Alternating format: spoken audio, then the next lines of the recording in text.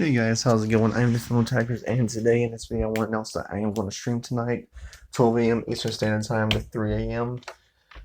So make sure you're there for that. But in the meantime, I wanted to make up for not streaming yesterday by putting out a video game tier list. Now, these games are the games I would rate from okay to fucking fantastic. I have played through all the games here. These are just some of the games I played. I played a bunch more, which I want to do a tier list for. Another tier list from other video games in the near future, but these are just some of them. And keep in mind, this is just my opinion. So if you disagree with something I said, please leave in the comments. You know what game you would have put in what tier and the reason why if you disagree with any of these. So let's go ahead and get started with Assassin's Creed Origins. Easily S tier. This is my favorite Assassin's Creed game ever made. I love Bayek as an assassin. I think he has a really good code of honor. His character is very interesting, very well voice acted. I love the setting of ancient Egypt. This is easily me and my girlfriend's favorite Assassin's Creed game. We both love this game very much. And I do love the direction Assassin's Creed is going in. I do love the whole RPG aspect because I'm a big RPG fan. And I just absolutely love the direction they're going. I think it's a great way to change up the franchise, and I'm absolutely excited for Valhalla. But Origins is my favorite out of the newer Assassin's Creed games, and it's definitely my number one Assassin's Creed game. Up next is Fallout 4, and I forgot to mention. Here's the tiers. So C tier is okay, B tier is good, A tier is great, S tier is fantastic, like masterful class. So Fallout 4, I'm gonna cut this one some slack. I'm gonna put it in good tier. I know a lot of people hate this Fallout, and I can see why. There is a lot of problems with it. Definitely a big change from what the franchise is known for. But for me, I actually did not hate it as much as other people did. I still do. I do think this is easily probably my least favorite Fallout game. It actually just got surpassed by another horrible Fallout game that's recently gotten better, which I'll get into in a second. But Fallout 4 was just the more you play it, the more you sort of realize its faults and the less fun it becomes. Now, it's still a good game. It's still a game I would play. I have it on PC. I've been playing it here and there. But it's just Fallout 4 is just it's good, but it could have been a lot better. So Fallout 4 goes in A tier, B tier. The original Borderlands also going in B tier. This was basically just a tech demo. There's barely any story in this game. The Vault Hunters are not as interesting as they will become in the franchise. And the characters are just kind of meh. But what made this game so unique is the fact that it had randomly generated loot with every drop that happened. Each of them had different parts on it, which made it unique and made it shoot differently, act differently, which is really cool. I played this game when it first came out, and it was amazing to play. But as the years went on, this game has not held up very well. I still remember the zombie DLC, which was actually really decent. But Borderlands 1 is still fun. The remaster is actually, it makes the game look a little better, but it still feels kind of stiff. So when it comes to being like a game that's like good, held up, it's just still a good game to play if you're a big Borderlands fan, but the game just doesn't hold up as well as it does, and the story is just non-existent. Up next is Assassin's Creed Odyssey.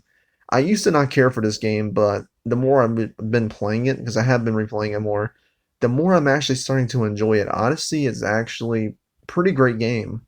Yes, it does not have the Assassin's Guild in it, which, that's a lot major problem that people have with it.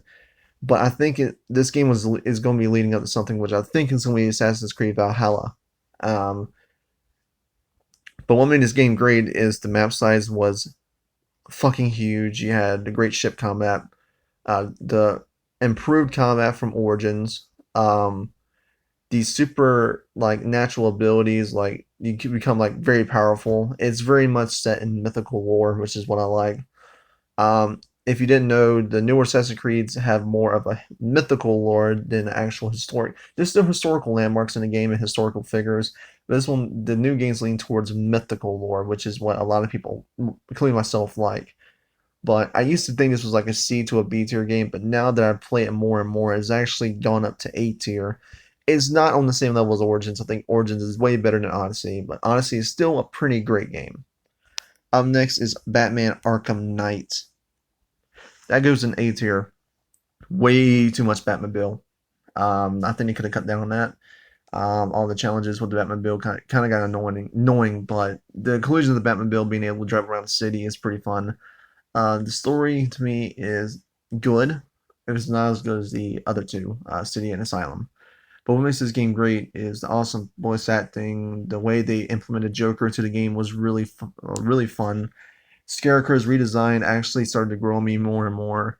All the decent to fantastic DLC that comes with the game if you get the premium edition. It's just there's a lot to this game, and you can still get the base game and still have tons of hours of playtime. The game looks beautiful. It's just the overabundance of the Batmobile challenges and the not as good the story that's just good but not fantastic really holds this game back for me in S tier. But it is probably my favorite out the Arkham games. So if that says anything. There you go. Batman Arkham Origins. Yeah, this game is okay. It's definitely. I think people hate on this game because it wasn't made by Rocksteady. It was made by Warner Brothers Montreal, which I think that's going to be the studios making the new Batman game. Arkham Origins was a great origin story game, but the boss fights in the game were horrendous. Some of them were good, but the rest of them were horrendous. The story was very weak. This is easily the weakest out of the Batman Arkham stories. And while I do love Batman in the game, I do not care for the voice actor changes. I did actually like Troy Baker as Joker, but everyone else just felt like, I mean, it was just it to me. It felt like they didn't put as much effort as they did with the other games, and that's because yes, a different studio did do it, which you can tell a different studio did this game. It just doesn't feel the same. Up next is the original Red Dead Redemption. Let me tell you something. This game is S tier. It is a masterpiece when it comes to westerns. I own the original Red Dead Redemption. I have the Game of the Year edition. I still play it on Xbox to this day. I absolutely love Red Dead Redemption. I played it when it first came out. I still play it to this day, and this game came out I think in 2010. This game is 10 to 11 years old. I think it's withstood the test of time. The game still looks good, plays good, feels good. And if you have never played Red Dead Redemption, what are you doing? Play it. It's not on PC, unfortunately, but if you have an Xbox One, you can get the game on the 360 disc and easily install it to your Xbox and play it through backwards compatibility.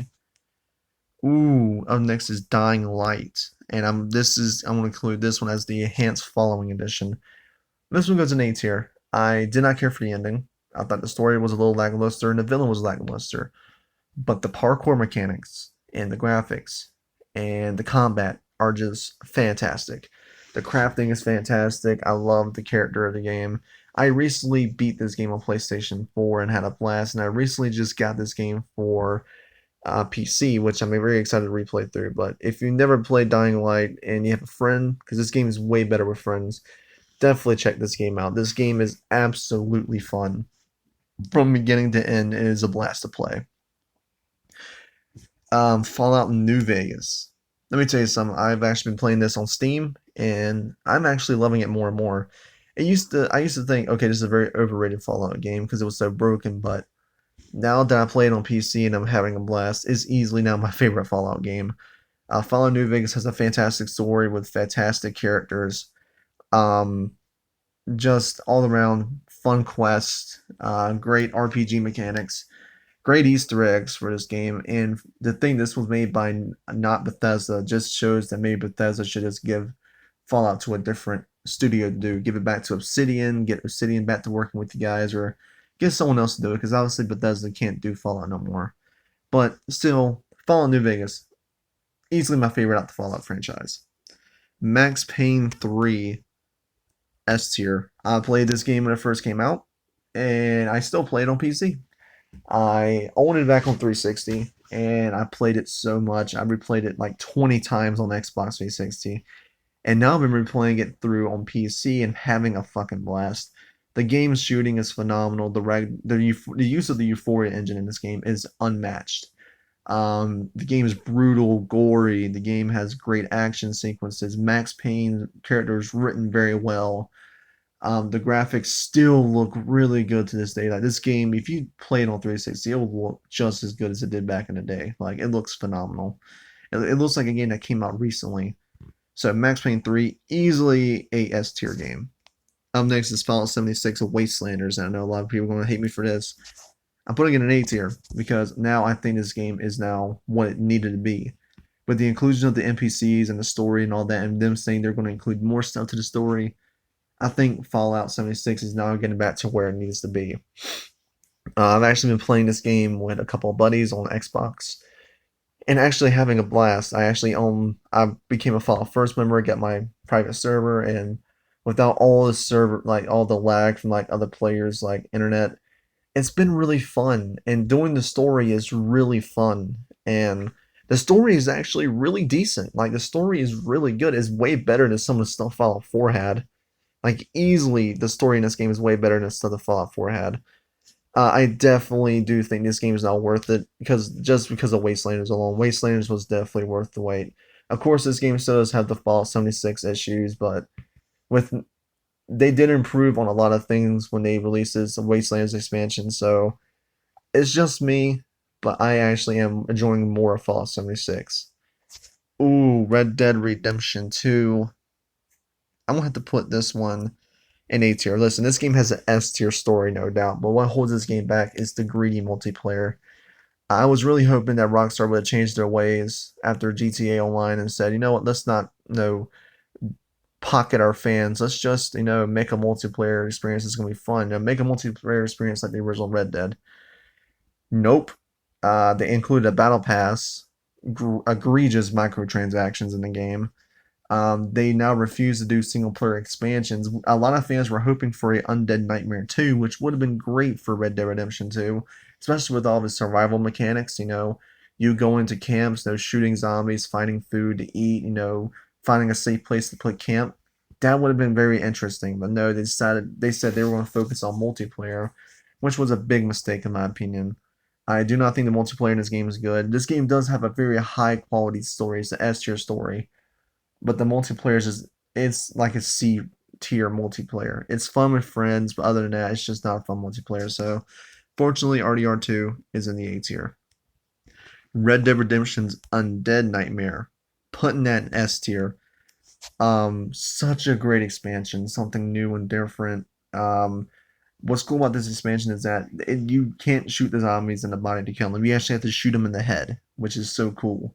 Uh, it's very unique. The story is actually really high quality when it comes to like expansions. Like this expansion to me was worth every single penny. And with the Game of the Year edition, I cannot wait to beat the original Red Dead again just to get to Undead Nightmare. Plus I'm a big zombie fan, and this has so many references to old school zombies, to Works of Zombies, and soundtrack is phenomenal. So if you've never played Undead Nightmare, definitely check out that game. South Park: The Stick of Truth. I'm gonna put this in A tier, I mean S tier. I actually think this is the better out of the two South Park games, mainly because the story in this game is really funny. The jokes are really funny. The comedy is really well done, and you know, I don't know. It's just and maybe because I actually waited in line for this game at GameStop when it came out and pre-ordered the gold edition, and I played through every single bit of the game. It might be because of that, but to me, it's just this game has so much humor, and to me, the combat's more fun in the Fractured Butthole than in Stick of Truth. Like, I don't mind the whole turn-based combat thing, but I do love the grid combat system more. You get more dynamic attacks and all that, and no, you actually have to strategize a bit more in that one than Stick of Truth. So I don't know. To me, I think this one to me holds up.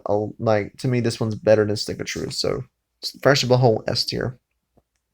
South Park: The Stick of Truth, I'm putting in A tier. The game is still good. I actually did a review on it where I gave it a pretty high score. But when comparing The Stick of Truth to Fractured Butthole, um, here's the thing. I'm also gonna put this up here. It's a very high A tier. It's close to being S, but it's so close to being S. But to me, I just don't think the humor. The more I replay through it, the humor gets less funny. It's not like with the Fractured Butthole where it's like the humor stays funny consistently.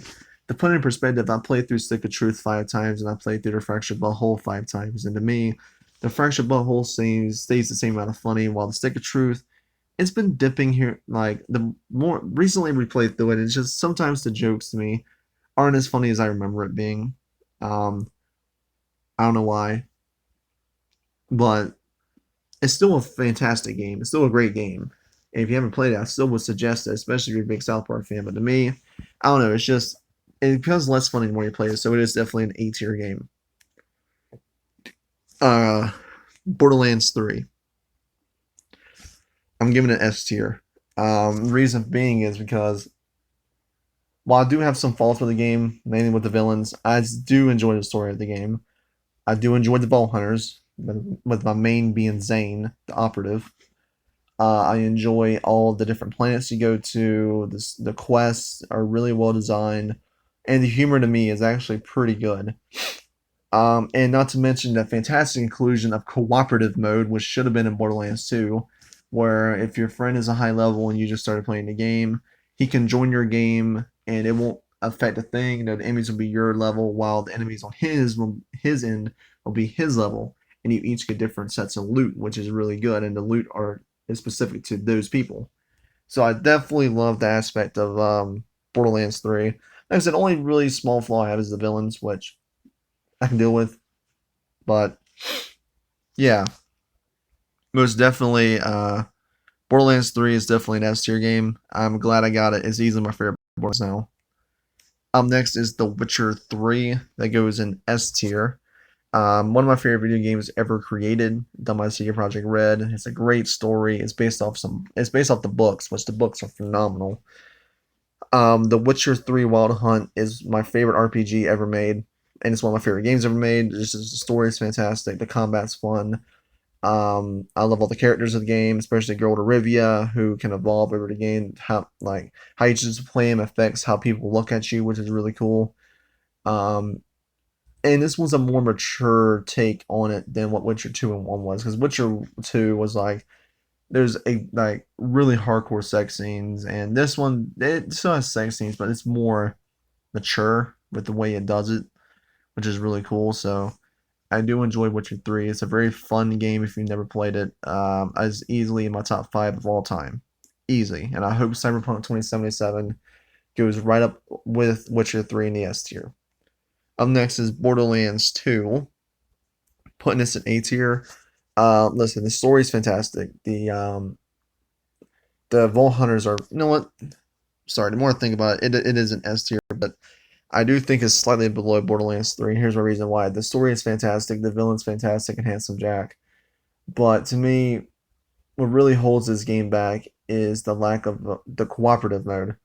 And here's my reason why. So, me and my girlfriend have recently started playing Borderlands 3 together. I'm using my save from my game where, you know, um I'm a level 50 and she just started a game, so she wanted me to play with her. And I joined her game, and what's cool about Borderlands 3 is that, you know, it doesn't affect her game. Like, the enemies will scale to my level, yes, but on her end, the enemies are her level, so it doesn't affect gameplay. I can help her, I can jump in, and we can play together without me having to restart the entire game all over again. With Borderlands 2, if you want to create a new game, like if you want to play a game, a person you just bought the game and they've been playing for a long time, either A, you're going to have to suck it up and join their game and get killed 24/7, or they join your game and get killed 24/7, or B, you have to your friends restart the entire game all over again, and it's annoying when they have to do that. But I'm not going to sit here and say that the game is awful. No, the game is still fantastic, it's still masterful. It's just that lack of inclusion really bogs it down. And to me, that's why it's below Borderlands 3. Up next is Arkham City, which I'm putting in A tier, right there with Arkham Knight. So my second favorite Arkham game ever made. It definitely has a lot of fun in it. Sorry about the YouTube notification, by the way. I need to turn off notifications on my YouTube thing. But Arkham City is definitely my second favorite. The city in the game is amazing. The story is fantastic. I do not care for how they did Hugo Strange in the game. I don't like him, but I do love Two-Face in the game. I do love the Joker in the game. Harley Quinn is always amazing in the game. But when I replay through the game again, it's just like I don't want to do everything anymore, which is a shame because when I play like Arkham Knight or Arkham Asylum, I want to find all the Riddler trophies over and over again. With City, there's so many trophies to find and riddles to solve. It's just like, what's the point? They really overdid it with that game, and that's what holds it back. And not to mention, it's just, I don't know. To me, the game is like, the more I replay through it, I'm like, I really just want to go ahead and play Arkham Knight. But it's only slightly below Arkham Knight when it comes to like how the game is. So Arkham City, A tier. Next is Arkham Asylum. This is going in B tier.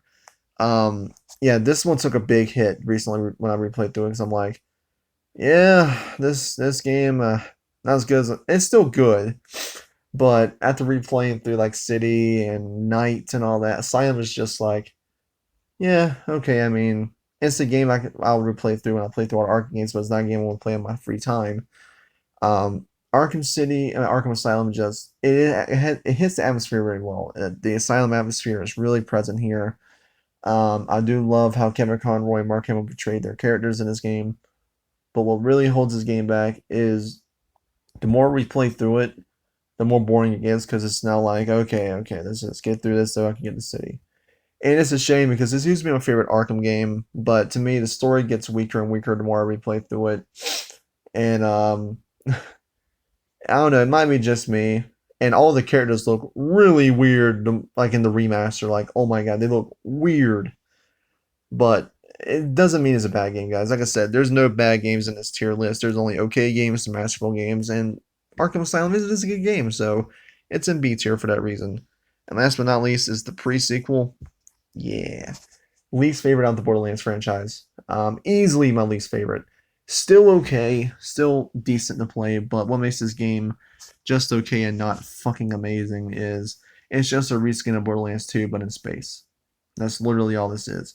And it was confirmed this was going to be a DLC, but they decided to make it into a full-fledged game, which is something they should have never done. They should have never made it a full-fledged game. They should have made it an expansion or not do it at all. But I am glad we have it because it did introduce two Great Ball Hunters. You have Timothy, aka Jack the Doppelganger, and you have Fragtrap, aka Claptrap. So those are two really good ball hunters to play as, and there are some cool, interesting moments in this game. But like this game structures Handsome Jack as was being the hero, and then he got backstabbed by everyone and turned into the villain, which was a really good way to structure the game. But overall, it's just an okay game. So that's my tier list. These are my S tiers: Origins, Red Dead Redemption, Fallout New Vegas, Max Payne 3, Undead Nightmare, Fractured Butthole, Borderlands 3, Witcher 3, and Borderlands 2. A tier: Stick of Truth, Odyssey, Red Dead 2, Batman Arkham Knight, Dying Light, Enhanced the Following, Arkham City, and Fallout 76 Wastelanders. B is Fallout 4, the original Borderlands, and Batman Arkham Asylum. And D tier is Arkham Origins and pre-sequel. So if you guys enjoyed, please leave a like and subscribe if you want. And yeah, I'll see you guys on my stream tonight at 12 a.m. Eastern Standard Time. So take care, guys.